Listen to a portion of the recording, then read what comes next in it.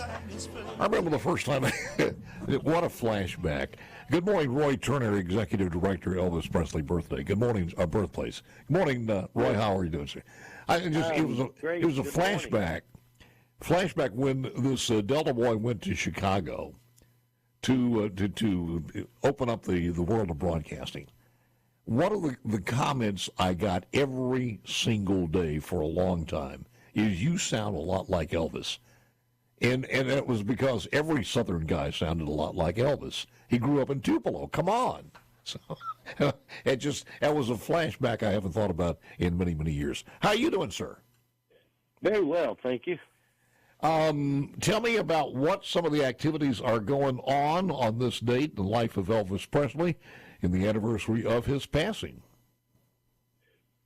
Well, yesterday was the anniversary of his passing, and of course they had the candlelight vigil last night at Graceland.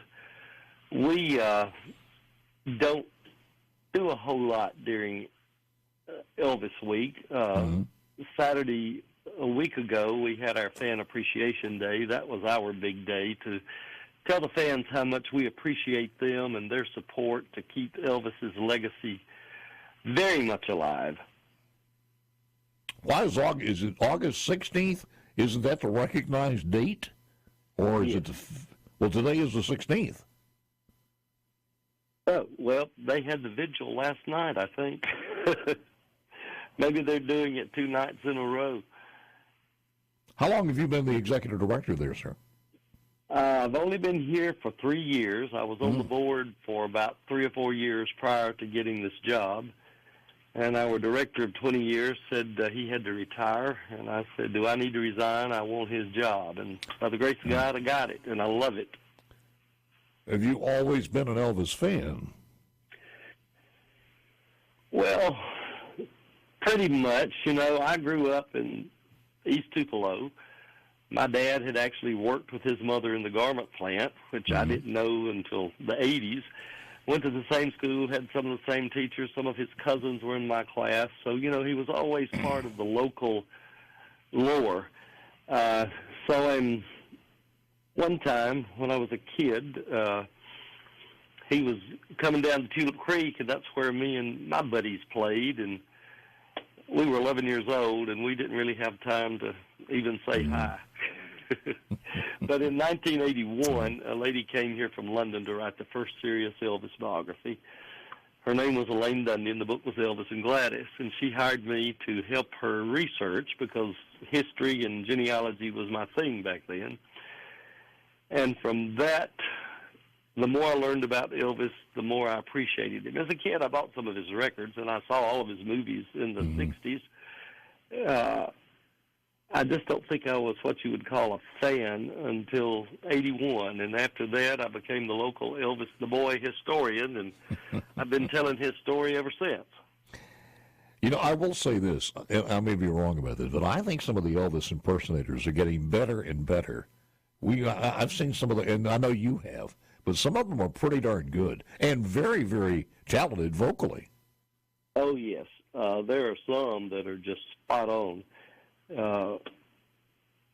And I have volunteered at the Elvis Festival since the first one in 1999, and I have seen many of them grow into their tributes that they do. And they're really awesome. And all of the guys really have their heart in it. They're not doing it for themselves as much as it's their way of paying tribute to a man that they really appreciate, both his music and his story. Oh, absolutely. They're all dedicated to this. They, of course, they wouldn't do it, but I think you have to be, because if you don't, you go out on stage, you're just going to flop if you're not. Roy Turner, Executive Director, Elvis Presley Birthplace, is my guest. Roy, when you look at the economic impact it has on Tupelo in that area, it's powerful. Yes, and I think most people don't realize it. I just got some recent statistics. We had about 120,000 visitors last year. They're from all over the world, and probably the majority of them are outside of the U.S. And daily I hear stories on how either his music or his life story has touched their lives or helped them through bad times. And I get so, it's really amazing that people, international travelers, will say, Elvis is the epitome of the American dream. And I never hear our domestic visitors make that remark.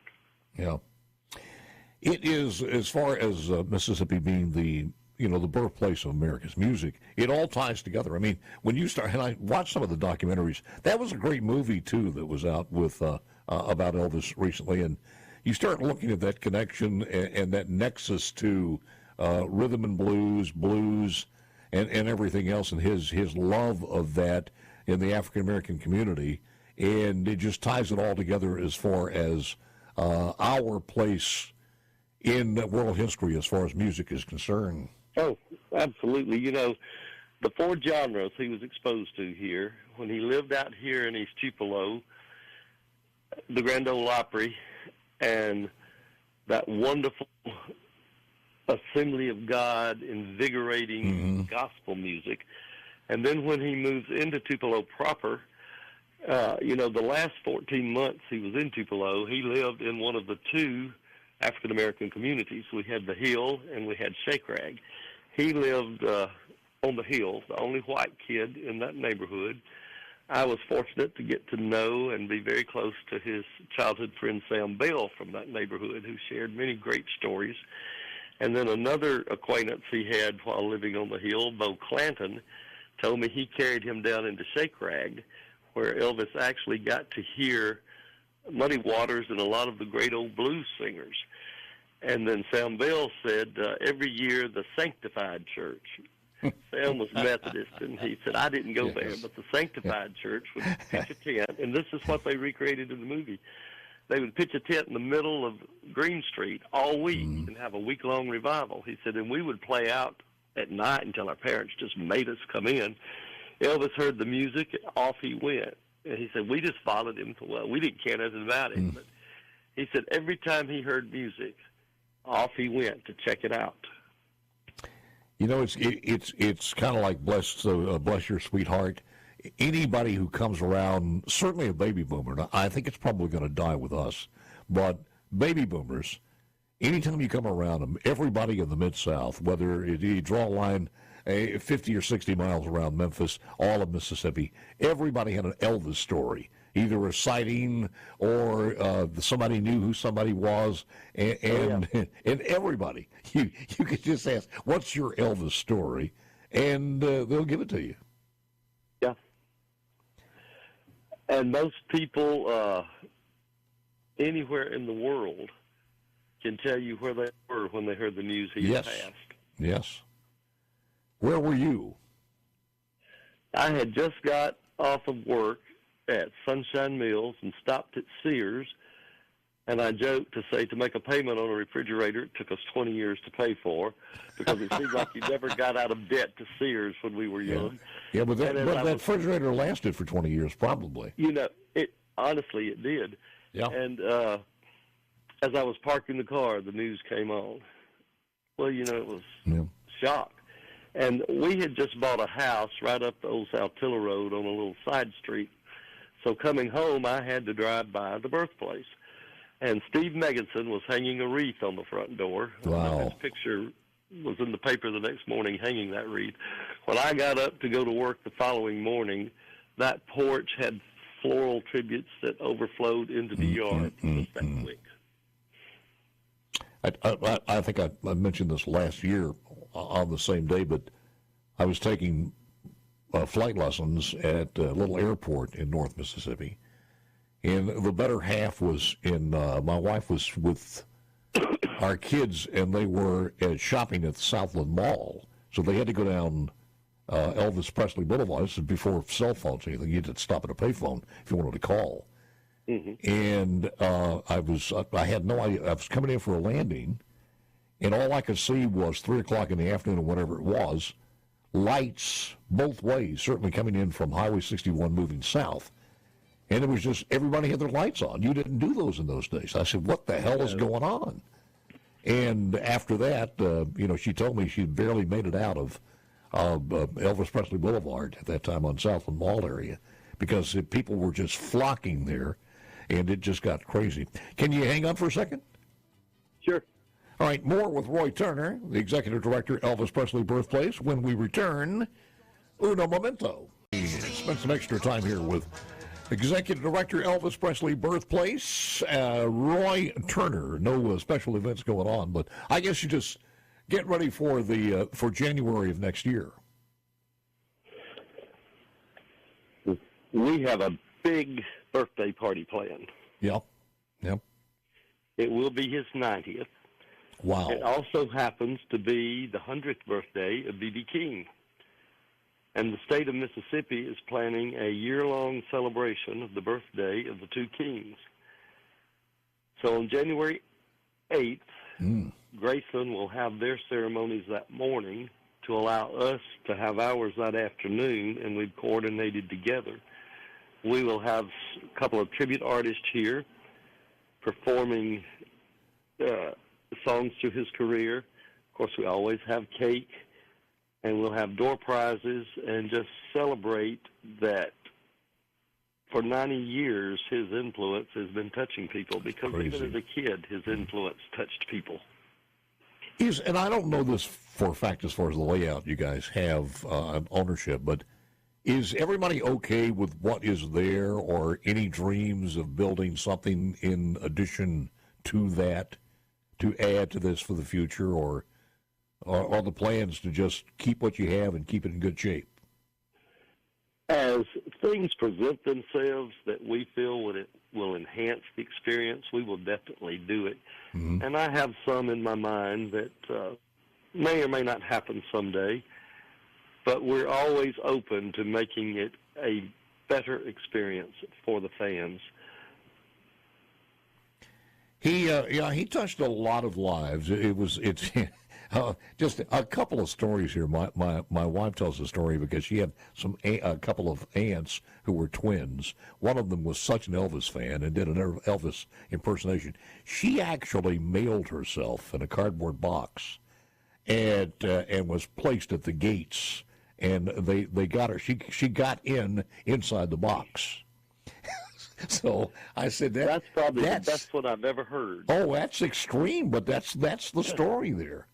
So, and you hear so many different stories from people with baby boomers. I will say this: that mystery train is when I was I think it was the second position I had, was over in Clarksdale. And, Ike Turner was at that station, WROX, not long before I was. It was a few years, but not a long, long time. But we were cleaning out a lot of old 45. You know how they just got scratched after a long, long period of time, and you just had to throw them out. So the manager said, hey, you need to clean these things out with the scratchy. They're sounding bad. So a dear friend of mine, who's the engineer, Doc Graves, we went through all of those things, and he got out of all of them. He said, I want these to throw them. I said, where do you want to put them? He said, put them in the alley, in the dumpster. I said, can I keep any? And I said, yeah. He said, keep any, all you want. I said, I was going to use them for skeet shooting with a shotgun and get ready for dove season. And he said, when he was going through them, he said, this one's real bad, and throw it away. And I said, what? He said, this is Mystery Train. The other side of it was, I think, Milk Cow Blue, a boogie. And he said, as a matter of fact, this one was brought up here to us from Elvis Presley. I said, what? He said, yeah. He said, one day he came up, and Doc would die if he ever told a lie. He was that kind of a guy. He was an incredible individual.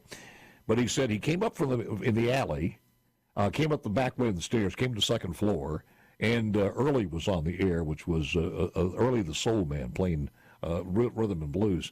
And he went into the control room, and Doc saw him go in there and didn't know who this young man was. Went in there, and he said, he was the nicest guy in the world. He said, sir, I just hear, I don't want to interrupt you. He said, but could you play this? And he told Elvis, Elvis told him that it would fit more with any one of those formats, but he said, I would love to get a chance. So they listened to it.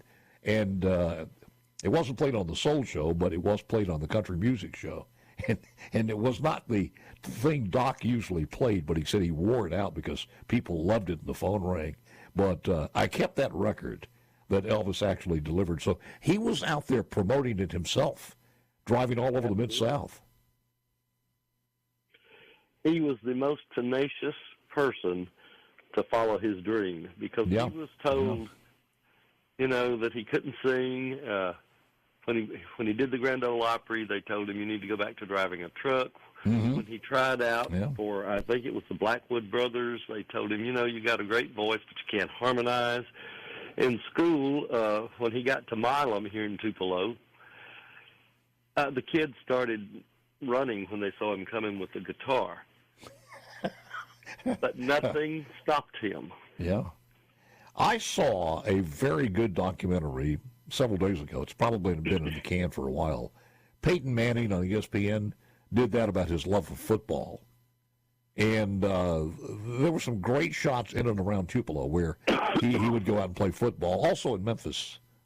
Actually, it was in Memphis, not Tupelo. In and around the Graceland, where he played football with the crew, with the Memphis Mafia. So, well, look, it was fun sitting here and talking and sharing some stories about Elvis Presley on the day when he went into a much higher audience, and I'm sure he's still performing one way or the other. Any final thoughts, Roy? If you haven't been to the birthplace, because when it's in your own backyard, you really take it for granted. It's beautifully landscaped. It's very peaceful and serene. When people from all over the world come and tell me they feel his spirit here even more so than at Graceland, and they just want to stay because it's so serene, that tells me we've got a jewel here. Absolutely. Today we have a tour group from Denmark. Graceland has a bus. They come every Friday with people from all over the world. Tomorrow we have an English tour, an Australian tour, and I forget where the other two are from. But people still appreciate and are touched by his music. And, there aren't many entertainers that have that longevity. None. Nobody. We were talking about that earlier this morning. You go to Michael Jackson or the Beatles, but the infrastructure, the sales and everything around them, the imitations, he has nobody's even a close second on that one. Before I let you go, you guys open Monday through Sunday, Monday through Saturday, or what are the hours? We're open Monday through Saturday from 9 in the morning to 4 in the afternoon, and on Sundays we open at 1 o'clock until 4. Very good. Roy, thank you, sir. Appreciate you taking the time very much. My pleasure. You got it. Roy Turner, Executive Director, Elvis Presley Birthplace. Dixon Williams, coming up with